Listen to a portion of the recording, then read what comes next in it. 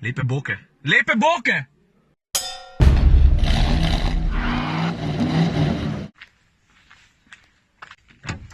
Dobro jutro, dan 2 mojega Heksenšusa. Najprej hvala za milijavžen nasvetov. Upam, da bo čim prej tudi cajt, da mi kakšne profesionalne roke razmigajo tale moj meso tukaj pri glavi. Zdaj le pičim pa na Ptuj, zato ker moram tega Cliota vrniti. Prima test pa to. Tam pa vzamemo dobro prijateljco Lado Nivo. Že se po eni strani jaz tukaj veselim že tega avta. Zdaj le 3 dni nisem pelil, pa mi kar malo manjka. Cliota sem vrnil, tam sem prevzel mojo drago Olgico. Zdaj sem pa že v Ljubljani, kjer grem v Lexusov salon sam zato, ker so pripeljali sem en zelo zanimiv avto. Gre za Lexusa LS, to, kar se bo danes zgodilo, je pa slovenska premiera. Ampak veš, česa se pa še malo bolj veselim kot tega. Jutri v petek bom snemal video z Lado, Nivo sem že rezerviral, ne to Nivo, prav Nivo. Pa še eno novico, ki ni tako fajn. Spomniš, kaj je Tina obljubila, da bo naredila sladko kisle? Pa Tino nekaj vščipnil, podoben kot mene, pa ne sem to, Ava je dobila vodene kauze, jaz sem jutri še cajt to Lado posnet. Ja, pa jo bom mogel pa vrniti. Mogoče kdaj Nivo dobim še za kakšen dan, zato da Tina izpolni svojo obljubo. In to je to za zdaj, grem jaz pogledati z tega LS-a, pa še ena stvar. Jaz se skoraj ne spomnim, kdaj bi bil avto na cesti večja atrakcija, kot zdaj tale Lada Niva. Valjda vprašanje dežujejo, je to res nov avto, pa kje ga lahko dobiš, pa za koliko ga lahko dobiš. Za koliko ti lahko takoj pokažem? Kaj narava mi delač? Legende, ki so pa ta avto pripeljali v Slovenijo in ga zdaj tudi ponujajo, se imenujejo pa Auto Broker. Se to bom itak povedal že v tistem videu, ko bom Lado opisoval, to je v bistvu tudi ista firma, ki mi je takrat posodila Teslo, pa še za kakšen zanimiv avto se menimo. Nač, dosti govoričenja, gremo pogledati en fin japonski avto. No, lega, LS-a. Mimogrede, ti veš, da bo naslednji let 30 let, odkar Lexus dela avto? Pa valjda veš, kjer je bil ta prvi, ne? LS. Ok, cajt za tiskovko, jaz grem noter. And in 1989, after 6 years of development, the result was an automobile that stunned the world. The result was the Lexus LS. Luksus danes ni več zgolj lastništvo premium vozila. Lexus oziroma Luksus je izkušnja, ki jo blagovna znamka, še posebej premium blagovna znamka, izraža do stranke oziroma do kupca. Ok, tiskovke konc, dajmo še kakšno besedo povedati o avtu. Zato, ker vidiš, za mano je že 5. generacija LS-a, pa da je to najbolj prestižen Lexus avto je po moje. Tudi jasen. Pa še ena zanimivost, na voljo bo sam ena dolžina. Mislim, kaj se veš, ne? Mainstream tekmici imajo ponovati navadnega, pa L, tistega, ki je daljši. In zdaj, če nimaš nič proti, mene najbolj zanima druga vrsta. Pa gremo pa še naprej. O, stari, ej. Aha. A pokažem, kaj jaz vidim. Lej, tole vidim.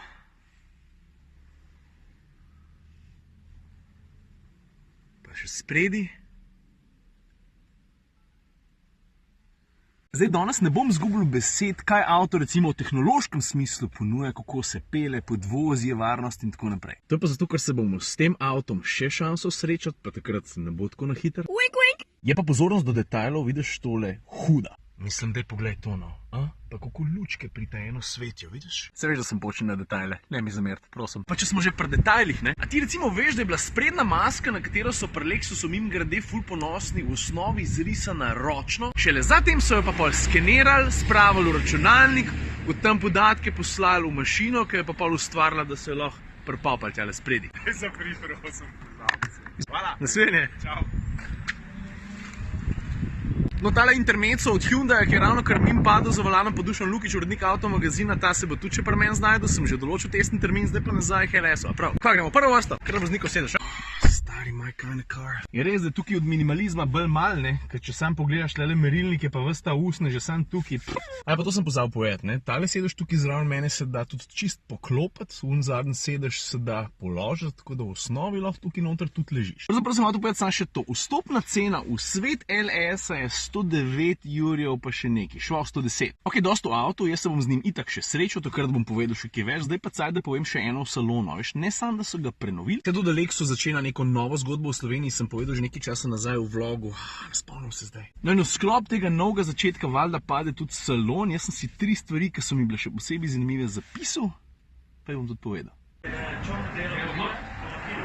V glavnem, Lexus je danes povedal, da kot brand so začeli delati neke nove premike, seveda v želji, da bi se ločilo od ostalih od konkurentov. Jure, lepa kapca. Do mene je dal. Kdo ti je dal? En slovenski bo je v Ameriki, puška kako. Zdaj, kaj šunder v salonu velik, se bom jaz usedel v LC-a, zato da imam malo miru, pa par stvari še povem. Aha. Lepe boke. Lepe boke! Veš, se točno vejo, kaj hoče povedati. Ok, kako zdaj v bistvu te Lexus izkušnje, kad človek enkrat prije kupiti avto, povzeti? Po mojem najbolj, če tako rečem, v bistvu so to na tiskovki povedali, ne? Lexus kupec pri njih ni kralj, ampak je gost. Stari, tudi v tem avtu so vrata ful huda znotri. Da ti pokažem najprej, pa upal nadaljujem. Mislim, da je nehino, pa le to kljuko.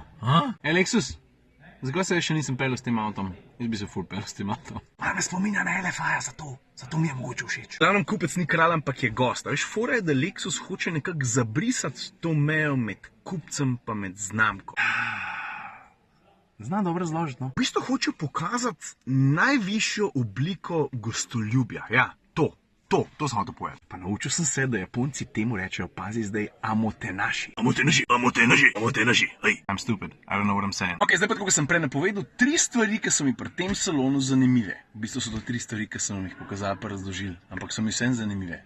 Zato, ker so zanimive. A šta prva stvar, ki se zgodi, kad ti priješ v salon, pa pokažeš zanimanje za avto, reče prodajalec, a bi ga radi videli, a ga skupaj skonfiguriramo. In pol prideš na točno tole postajo z ogromnim zaslonom tukaj zadnji. Pravzaprav so 4 zasloni, veš, 1, 2, 3, 4. In zdaj bi celo postajo lahko na hitro odpikal, pa bi rekel, ok, tole je v bistvu samo en tak glorificiran konfigurator. Vsaka že lahko dobi prvi čutek, ali je barva striža njej, vozilu ali ne. Ampak meni se zdi to dobra ideja. Tukaj, za to mizo se začne brisanje tistih mej, ne? Med znamko pa med kupcem. Se pol dol usedeš pa rečeš, ok, deva pogledati, kjera barva, kjera oprema, pa si lahko vsi skupaj malo bližje ogledaš. No pa recimo, da ti avto všeč, greš dam, malo razmisliš, ali pa če se tako odločiš pa rečeš, zdaj pa dajmo iti za res, jaz bi pa ta avto kupil. V tistem trenutku ti pokažejo pa tole sobo, vidiš? V bistvu ne vidiš, kaj je dol, zato ker gre za en zelo intimen prostor, v katerega takrat, ki si ti noter s kupcem, pa se odločaš o pomembnih stvarih, o nakupu avta,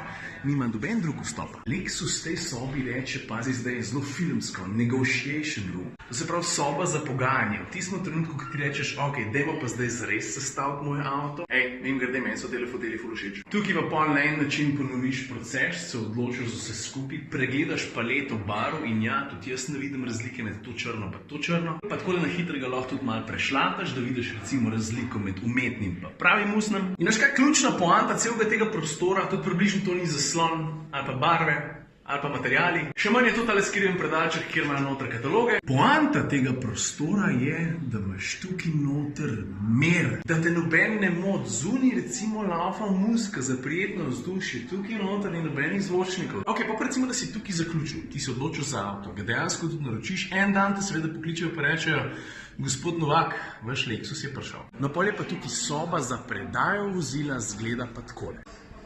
Nobenega ni. Prideš noter, dol se usedeš, na zaslonu piše, kater avto čaka na drugi strani telih vrat, tvoj ime in priimek. Veš, ta proces personalizacije je vklopljen od začetka do konca. Tam noter, tisti črni škatli pa... tukaj so pa tvoji ključi. Pol čist na koncu pa zgodi čarovnija, veš, zato ker zdaj je svetloba zelo močna, pa ne vidiš kaj za unimi vrati, a ne? Pa se pa tukaj pritisne tale gumbak, svetloba se zmanjša, ti pa kar naenkrat vidiš, kaj na drugi strani vrati. Ne me reč, da nima alkohol. Dobar dan, avto je valjda prekrit, da je vse skupaj še malo bolj, kako se temu reče, pompozno. A je en tak nice touch, ne? In pol, ko končno dobiš ključe v roko, se ne odpeleš sam, ampak gre prodajalec s tabo. Say what, motherfucker? To je pa zato, da se skupaj zapeljete na pumpo, prodajalec seveda na račun hiše napoln tvoj rezervoar, pa res lahko rečeš. Čau ragazzi. Zakaj se neko čau ragazzi? Ko se po japonski reče adijo. Ok, jaz upam, da sem znal upisal za to neko osnovno Lexus izkušnjo, a mislim, da se tale vlog že kar malo vleče. A ga zaključim? Ok, ajde. A veš, kjer avtom pa prevzel? Mislim, če se že vrtimo okrog Lexusa, pa posledično tudi Toyote, najbolj že to kar Toyota, a? Tale bo moj za par dni. Hilux. Ampak to ni navaden Hilux, zato ko mu je ime Hilux Invincible. Je pa tako jasno, ne, v katero smer cilja, zato ker tele gume so pa, ne, niso glih čist navadne. Zdaj tukaj treba upoštevati pravila zdrave pameti, ne, ker tudi za Titanic so mislili, da je Invincible pa nepotopljiv pa še mrskej. Kar pa ne pomeni, da se jaz pa tale stroj ne bo zapeljal na kakšen teren. Tako recimo jutro z Lado.